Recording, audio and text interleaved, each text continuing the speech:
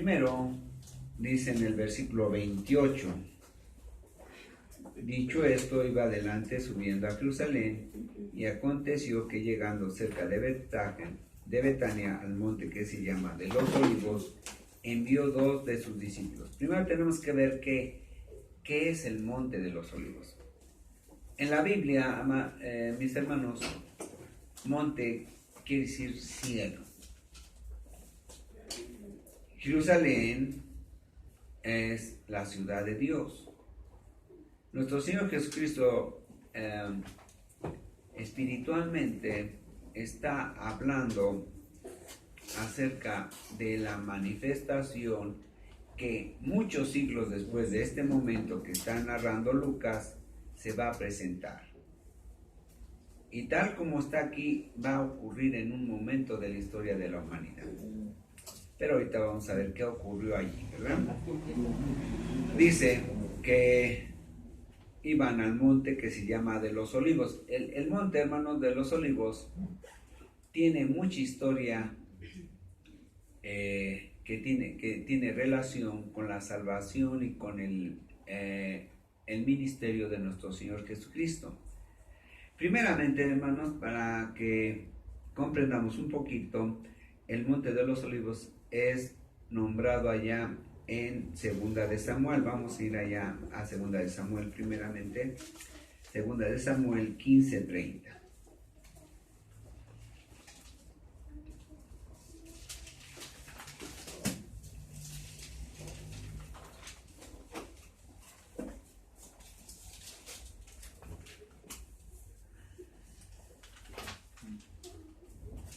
Dice: y David subió la cuesta del monte de los Olivos, y la subió llorando, llevando la cabeza cubierta y los pies descalzos. También todo el pueblo que tenía consigo cubrió cada uno su cabeza e iban llorando mientras subían. Entonces, en este pasaje, el monte de los Olivos significa dolor. Dolor. Es muy curioso, hermanos. David va llorando porque uno de sus hijos se ha sublevado. Nuestro Señor Jesucristo, cuando ve este tipo de cosas entre su pueblo, vean el versículo 41, y cuando llegó cerca de la ciudad de Jerusalén, al verla lloró sobre ella. Su pueblo se está revelando a la autoridad del rey. ¿Estamos viendo? Entonces, el Monte de los Olivos tiene un fondo de dolor para el rey. Pero también vamos a ver qué es el Monte de los Olivos durante el tiempo que transcurre de la vida de David a nuestro Señor Jesucristo. Algo así como entre 900 y 1000 años. ¿Y qué pasó en ese monte? Miren, hermanos, en ese monte había cosas terribles que habían ocurrido durante el reinado de Salomón. Salomón había hecho, ¿verdad?, que el pueblo llevara ahí eventos de adoración idólatra, es decir, idolatría. Salomón había hecho que durante su reinado, por haberse enredado y haberse casado con mujeres que no eran del pueblo de Israel, había propiciado que entraran la idolatría a Israel. Y el lugar preferido de los judíos era ir a la parte alta del Monte de los Olivos. Ahí, ¿qué pasaría? Ahí se hacían, se destazaban niños, se mataban niños en ofrecimiento a dioses paganos. Se hacían toda suerte de situaciones terribles que mostraban idolatría del pueblo de Israel en ese monte. Ahora, quiero que vean esto, hermanos. Ahí llegó tanto a la maldad que se le llamó el monte de la corrupción. El monte de la corrupción, porque el pueblo de Israel, viniendo a la ciudad de Jerusalén, preferían ese lugar como un lugar de culto a la idolatría. Entonces tiene dos significados. Una, por un lado, dolor, y otra, por idolatría y corrupción moral e espiritual del pueblo de Israel.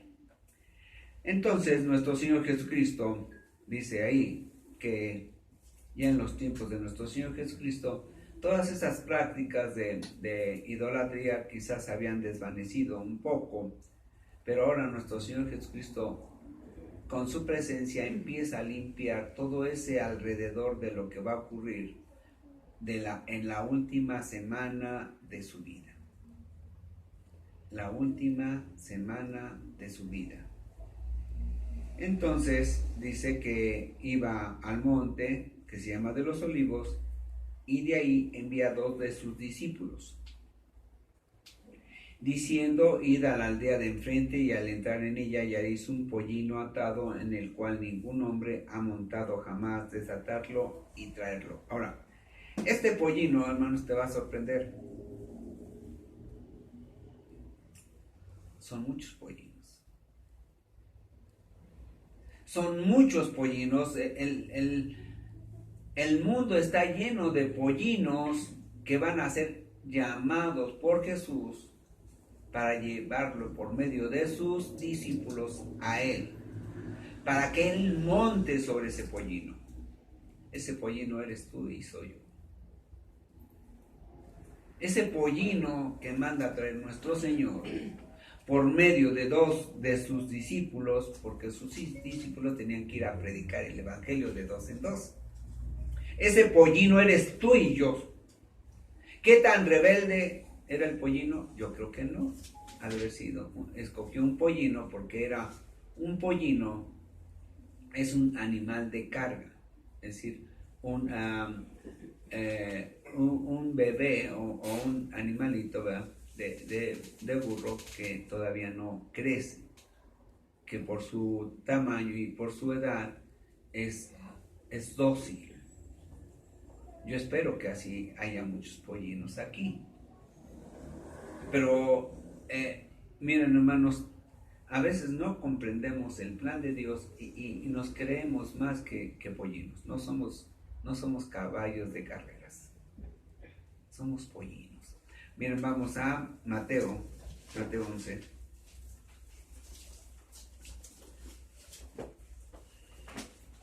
Mateo 11:30.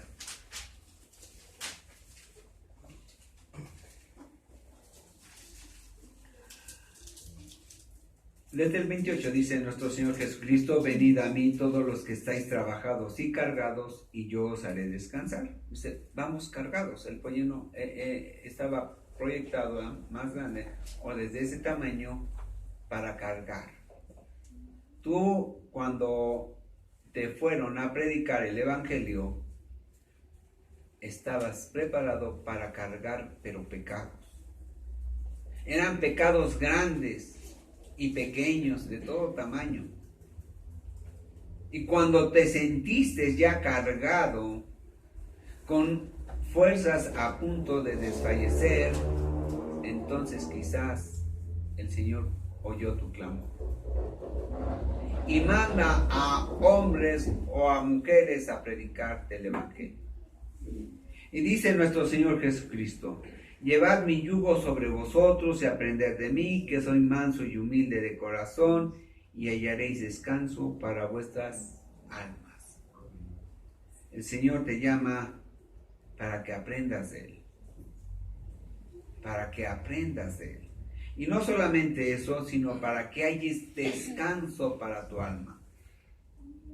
Casi siempre los cristianos llegamos a Jesús lastimados, cargados de mucho pecado, cargados de mucho dolor, cargados de mucha angustia y de muchas necesidades. Y el Señor dice, ponlas sobre mí. Ponlas sobre mí. Tú eres el pollino, pero ponlas sobre mí. Porque mi yugo es fácil y ligera mi carga. Dice el Señor, vas a tener un yugo y también vas a tener una carga. El yugo es un aparato inventado por el hombre para que dos animales anden juntos y caminen al mismo paso. Cuando alguno de los dos se adelanta, ¿verdad? Entonces se lastima al otro y se lastima a sí mismo. Y dice nuestro Señor Jesucristo, dice, es ligero, es de tal manera que si aprendes a caminar conmigo, entonces el yugo va a ser ligero. Y es verdad, hermanos, cuando nosotros llegamos a Jesús, nosotros empezamos a caminar con Él, y en la medida que nos sujetamos a sus mandamientos, entonces nosotros vamos a encontrar que es más fácil el camino. Cuando nosotros nos atrasamos o nos queremos adelantar, nos va a doler. Y el Señor dice, mi yugo es fácil de llevar y mi carga ligera. Vamos a ir nuevamente a Lucas. El versículo 30 dice, diciendo a los dos discípulos, id a la aldea de enfrente y al entrar en ella hallaréis un pollino atado, en el cual ningún hombre ha montado jamás. Desatarlo y traerlo. Dice, mira, van a hallar un pollino en el cual ningún hombre va a tener ni ha tenido poder sobre él. Porque el plan de salvación para tu vida está conocido por Dios desde antes de la fundación del mundo. Solamente esos dos o aquel que te fue a predicar fue a decirte, mira, el Señor te necesita. Y no en una necesidad de que si no vas, el reino no va a funcionar, nada de eso. Es simple y sencillamente necesita para bendecirte,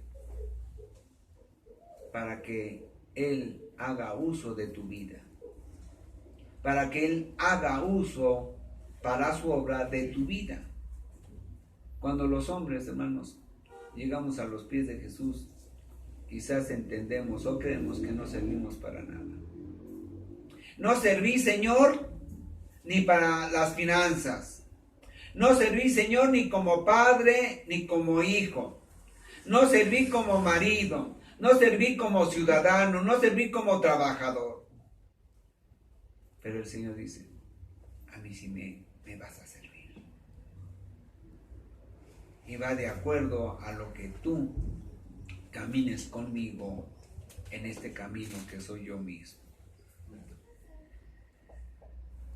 Al entrar a la aldea, dice, hallaréis un pollino atado en el cual ningún hombre ha montado jamás. Yo voy a montar ese. Yo voy a montar a ese pollino.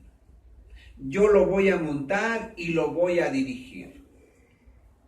Cuando el pueblo de Israel entraba en una batalla, el rey regresaba montado en un pollino cuando habían ganado la batalla.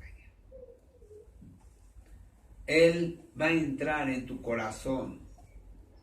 Él va a entrar a tu existencia y va a entrar como un rey triunfante.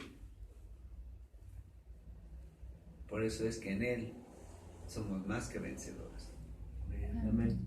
Por eso es que Él finalmente le ganó la batalla a la muerte. Le ganó la batalla al chamuco. Y no estoy hablando del que tienes al lado. Bueno, yo no estoy yo no sé. Pero, y miren, hermanos. Bien, ahora, dice la hermana Amadita, yo no tengo ninguna al lado.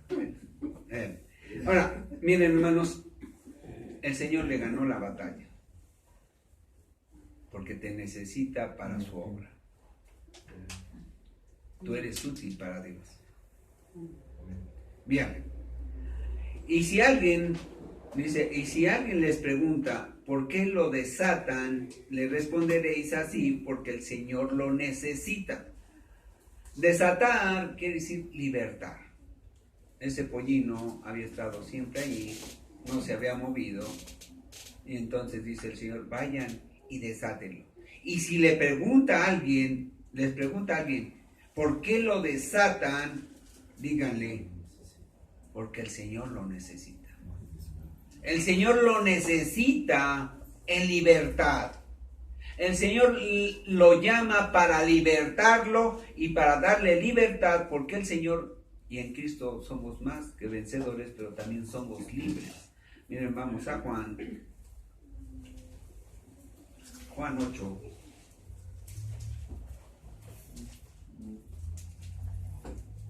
Juan 8, 31. Dijo entonces Jesús a los judíos que habían creído en él: si vosotros permaneciereis en mi palabra, seréis verdaderamente mis discípulos y conoceréis la verdad, y la verdad os hará libres. Amén. Bien. Entonces el Señor manda a los 2 discípulos y les dice: esto es lo que van a responder cuando suceda esto que yo les digo. Fueron los que habían sido enviados y hallaron como les dijo, y cuando desataban el pollino, sus dueños les dijeron: ¿por qué desatáis el pollino? Ellos dijeron: porque el Señor lo necesita. Es decir, una profecía que se cumple. La salvación tuya, hermano, quizás no lo comprendas, pero es una profecía que está desde antes de la fundación del mundo, prometida por Dios, por el Padre, por el Hijo y por el Espíritu Santo. Te debe dar gusto. Es que yo no creía que me podían perdonar. Sí, si te portas humilde de corazón con Cristo. Si te portas y te conduces dócil y humilde de corazón con Cristo. 35. Y lo trajeron a Jesús, y habiendo echado sus mantos sobre el pollino, subieron a Jesús encima. Mira, hermano, yo sé que a los cristianos luego se dicen: es que el pastor nos está diciendo haznos. Y yo no les digo haznos, yo le digo: Señor, haznos más creyentes. Haznos, Señor, más obedientes. Haznos, Señor, más sencillos. Haznos, Señor, verdaderamente hijos tuyos. Así que nada de ofenderse. Bien. Y lo trajeron a Jesús, y habiendo echado sus mantos sobre el pollino, subieron a Jesús encima. Hermano, el Señor siempre está sobre ti. Cuando tú has ido en humildad de corazón a Jesús, entonces Jesús está sobre ti. Y no para lastimarte ni para hacerte la carga pesada, no, está sobre ti en el sentido de que Él está cuidándote. Él siempre está detrás de ti, delante de ti y a los lados de ti. Él está siempre al pendiente tuyo. Y no solamente eso, sino que está también encima de ti. Y echaron sus mantos sobre el pollino, subieron a Jesús encima. Ahora, esos mantos simbolizaban realeza. En el caso tuyo, esos mantos es el símbolo del cuidado, la protección que Jesús tiene sobre sus pollinos, sobre los llamados, sobre los humildes de corazón. Y a su paso tendían sus mantos por el camino. Ahora, miren, hermanos, nosotros somos partícipes de una obra que ni la más grande de las mentes humanas pueden entender, ni comprender, ni siquiera discernir sobre ella. Pero vamos a dar un pequeño, ¿verdad? Vamos a dar un esbozo de lo que es esto. Cuando nuestro Señor Jesucristo se manifieste al mundo como el Rey de Reyes y Señor de Señores, todo el mundo, todos los seres humanos, los que están en el cielo, los que están en la tierra y los que están debajo de la tierra, todos, vivos y muertos, y estoy hablando en los dos sentidos, en el terrenal y en el espiritual, todos, absolutamente todos, todos los ángeles de Dios, todos los ángeles, aún el chamuco, se va a postrar a los pies de él. Miren, vamos a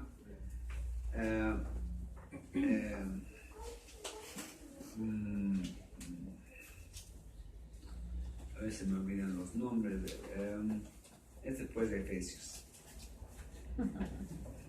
Efesios, vamos después de Efesios, es Filipenses 2:5. Haya pues en vosotros este sentir que hubo también en Cristo Jesús, el cual siendo en forma de Dios no estimó el ser igual a Dios como cosa que aferrarse, sino que se despojó a sí mismo tomando forma de siervo, hecho semejante a los hombres. Pablo está diciendo, mire, lo mismo que hizo Jesús en su vida, así debieran los cristianos serlo. Y yo espero que así lo hayas hecho espiritualmente. Y estando en la condición de hombre, se humilló a sí mismo, haciéndose obediente hasta la muerte y muerte de cruz. Por lo cual, Dios también le exaltó hasta lo sumo y le dio un nombre que es sobre todo nombre. Jesús, hermanos, en su condición de Dios, se tuvo que humillar al venir como hombre al mundo. Él se humilló más de lo que tú y yo pudiéramos hacer, aunque nos revolcáramos en el cieno, nos revolcáramos en el lodo, nos matáramos, nos tasajeáramos en honor a Dios. Dice, ni eso sería suficiente comparable con lo que Jesús hizo. Se humilló. Y por lo cual también Dios le exaltó hasta lo sumo y le dio un nombre que es sobre todo nombre, para que en el nombre de Jesús se doble toda rodilla, de los que están en los cielos, los que están en la tierra y debajo de la tierra, y toda lengua confiese que Jesucristo es el Señor, para gloria de Dios Padre. ¿Eso va a ocurrir? Sí. Y tú vas a estar allí. Yo espero que alabando y glorificando el nombre de Dios, porque Él te ha llamado para que vayas a Él en humildad de corazón. Vamos a regresar a Lucas, hermanos. Cuando llegaban ya cerca de la bajada del monte de los olivos, toda la multitud de los discípulos gozándose comenzó a alabar a Dios a grandes voces por todas las maravillas que había visto. Mis hermanos, habían visto que se cumplía la profecía. Se había cumplido la profecía de la entrada del Rey de Reyes y Señor de Señores a la ciudad de Jerusalén. Pero antes había bajado de un monte en el que tú, quizás mi hermano, también habías idolatrado, también habías hecho maldad, habías hecho pecado. Pero ahora ese monte de dolor en Jesús, que en pocas horas se iba a manifestar, ahora era un monte limpio. Quizás nuestras vidas eran un monte donde había mucha idolatría, donde había mucho pecado, donde había mucha maldad, donde había mucha corrupción.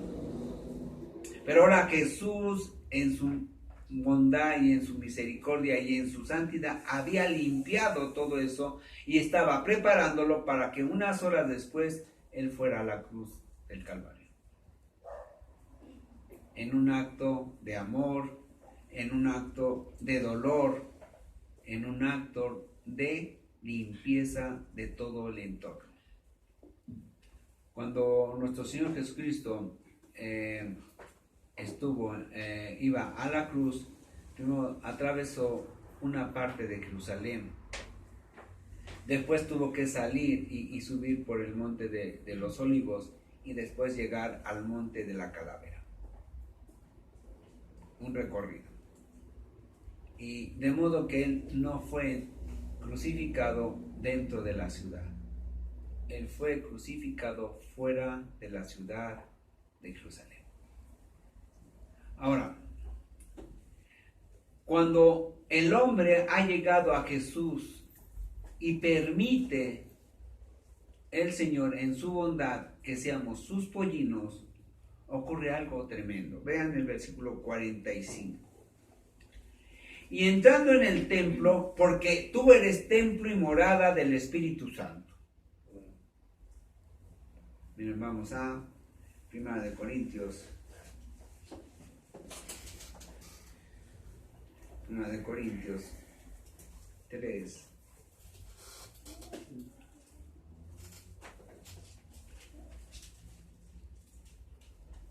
Mm. 3:16.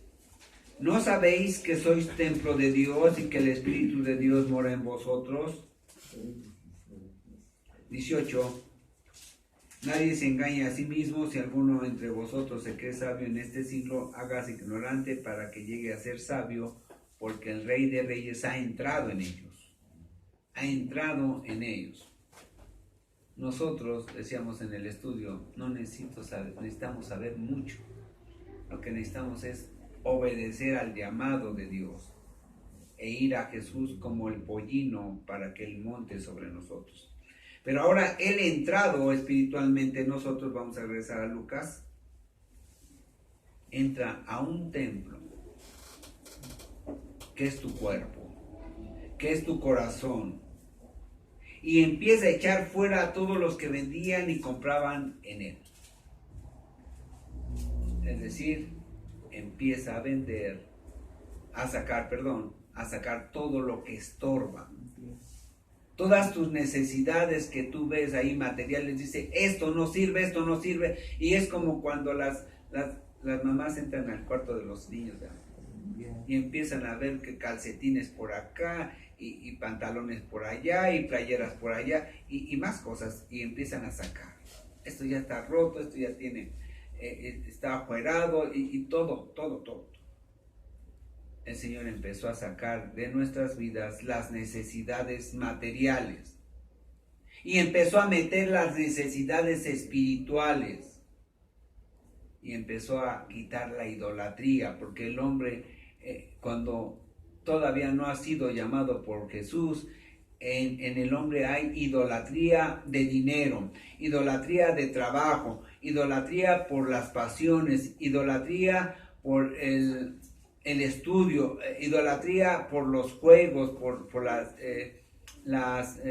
los pasatiempos.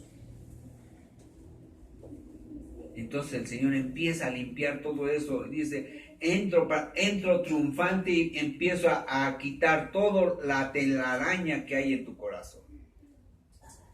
Entra triunfante Jesús ahí.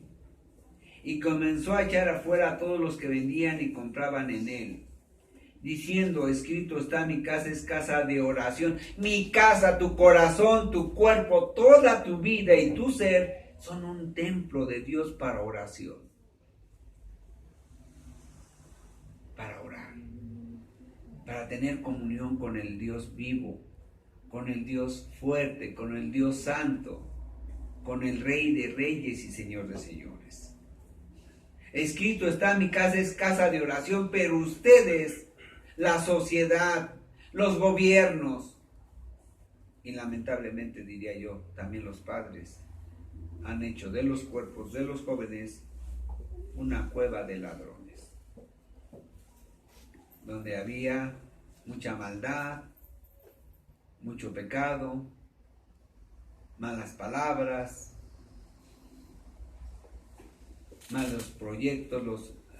Los ladrones, hermanos, cuando se juntan empiezan a discernir cómo van a robar y cómo van a atrapar a los demás, ¿verdad? Es decir, empiezan a hacer planes. Bueno, así tú en tu corazón antes de llegar a Jesús, así estabas. Pero ahora el Espíritu Santo ha entrado en ti junto con Jesús y Él empieza a limpiar no solamente tus pensamientos, también tus manos y tus pies. Como Pedro, ¿verdad? El Señor le dijo, el Señor te voy a limpiar los pies y Pedro dice, no, yo no quiero que me limpien mis pies, no lo hagas tú, no voy a permitir nunca, dice el Señor. Si no me permites limpiar tus pies, lavar tus pies, no puedes tener parte conmigo. Y entonces Pedro dijo, sí, Señor, no solamente mis pies, porque en ese momento comprendió lo que el Señor le estaba diciendo, que quería limpiar su camino, que quería limpiar el camino por el cual iba a transitar Pedro. Y entonces le dice, Señor, no solamente mis pies, sino también mi cabeza, mis pensamientos, límpiamelos. Límpiame, Señor, porque mis pensamientos son de robar, son de mentir, son de adulterar, son de hacer maldad. Estoy pensando cómo hacerle la vida de cuadritos a mis hermanos.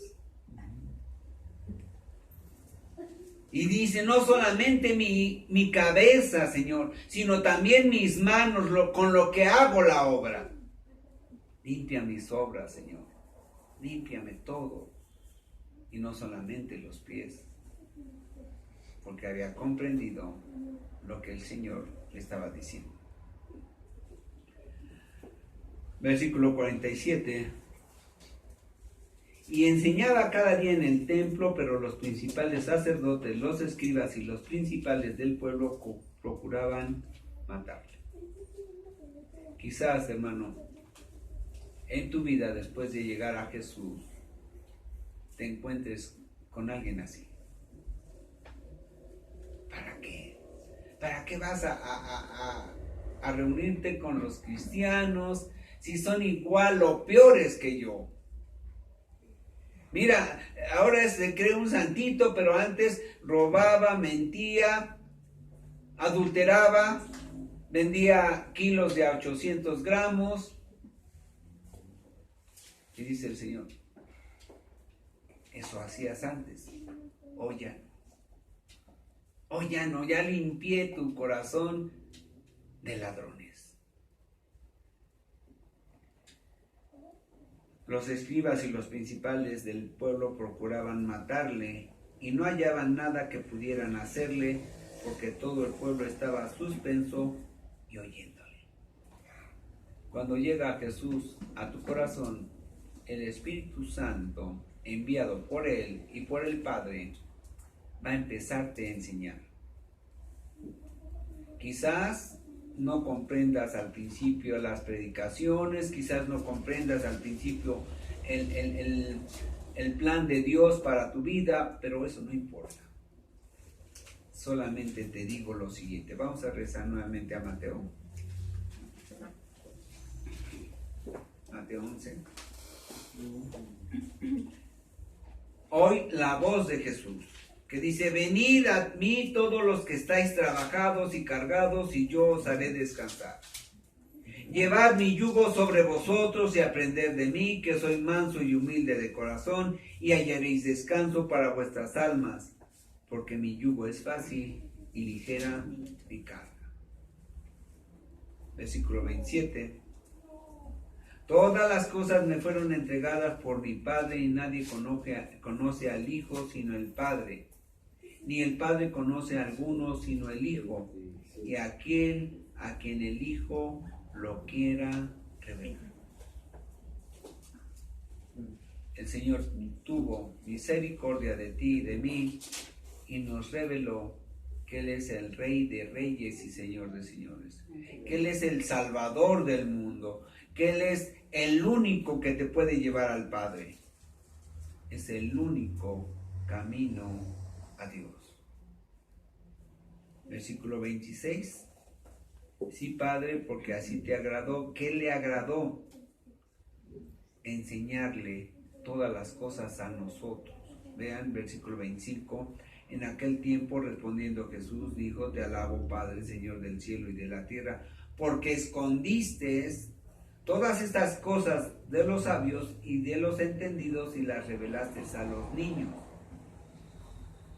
Mira, hermano, quizás no comprendamos muchas cosas, pero cuando empiezas a conocer de Jesús, lo primero que vas a aprender es a conocer del pecado. No conocer el pecado, ya lo dijimos, a conocer del pecado. Mira, vean el versículo 24. Por tanto os digo que en el día del juicio será más tolerable el castigo para la tierra de Sodoma que para ti. Y está hablando acerca de las ciudades, ¿verdad? Acerca de las ciudades de los judíos. Y mira, hermano, cuando nosotros empezamos a conocer la Biblia y conocemos a Jesús, lo primero que nos damos cuenta es lo vil y pecadores que somos. Y dice el Señor, de lo más vil y pecador recogí a mi pueblo para limpiarlo, para santificarlo, para llevarlo a convivir conmigo allá en las alturas. Por último, vamos a Romanos.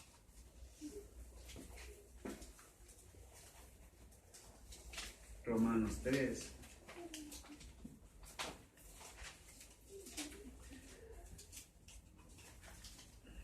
Romanos 3.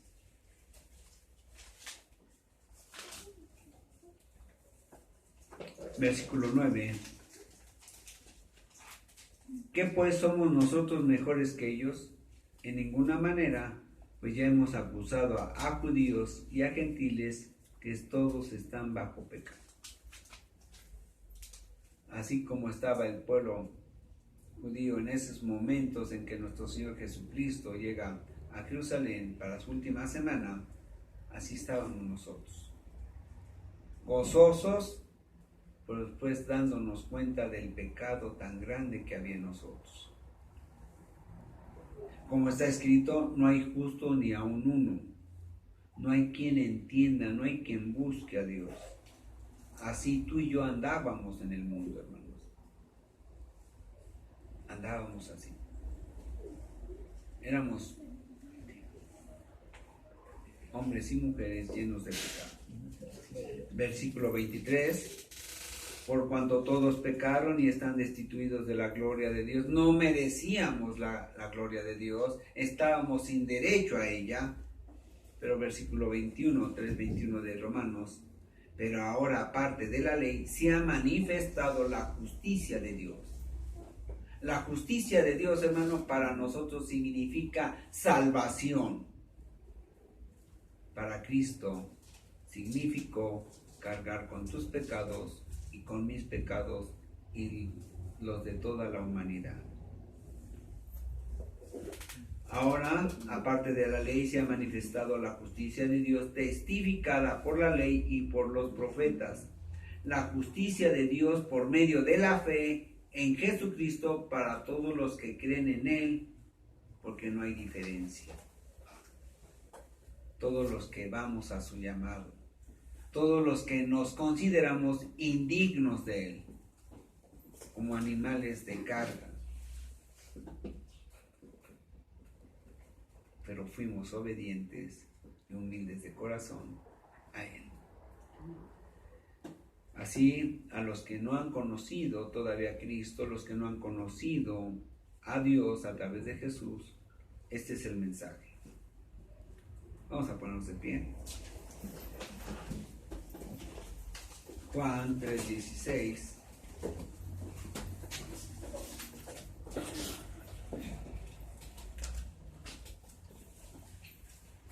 Juan 3:16. Porque de tal manera amó Dios al mundo que ha dado a su Hijo unigénito para que todo aquel que en Él cree no se pierda, mas tenga vida eterna.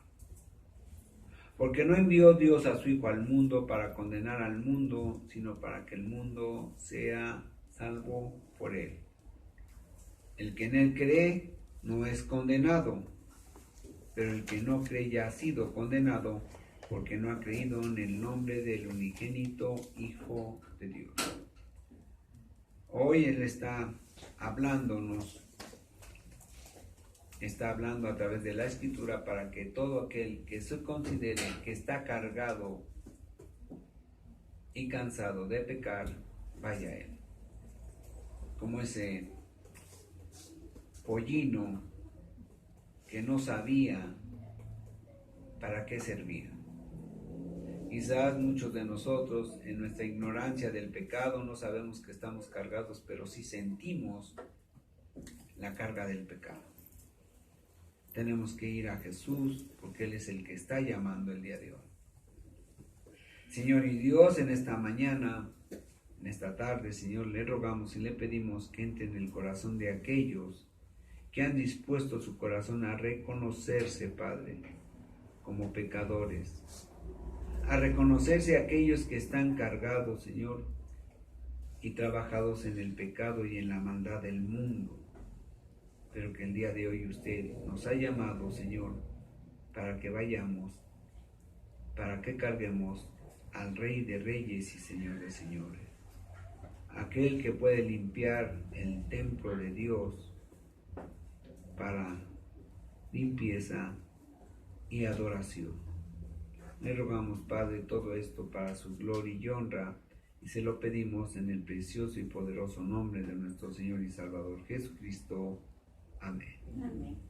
¿Quién diría hoy? Yo reconozco que he andado por el mundo con un Dios diferente al que habla la Biblia.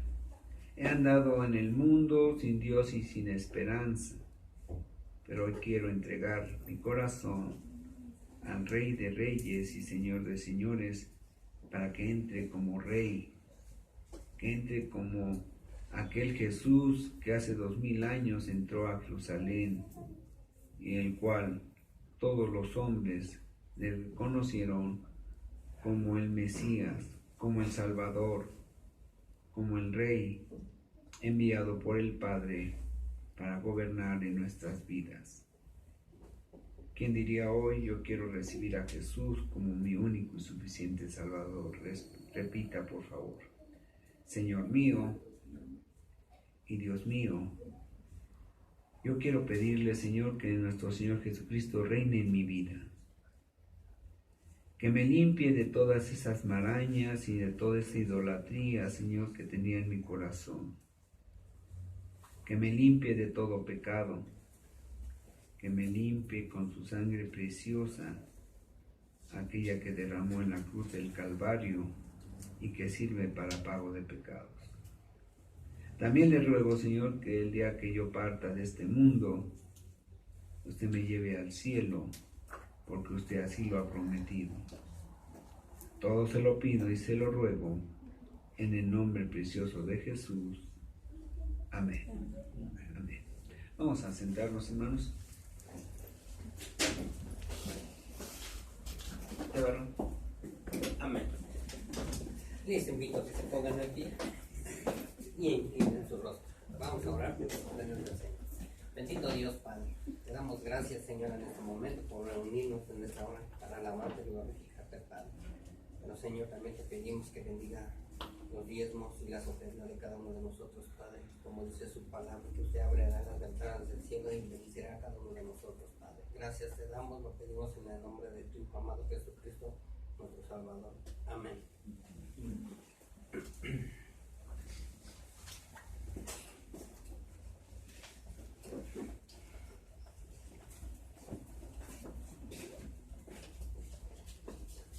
Amén. Amén.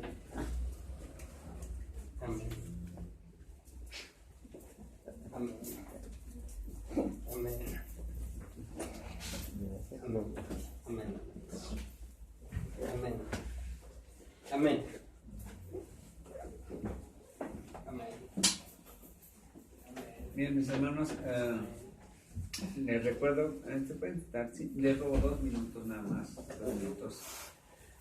Martes y jueves tenemos estudio aquí. Los miércoles tenemos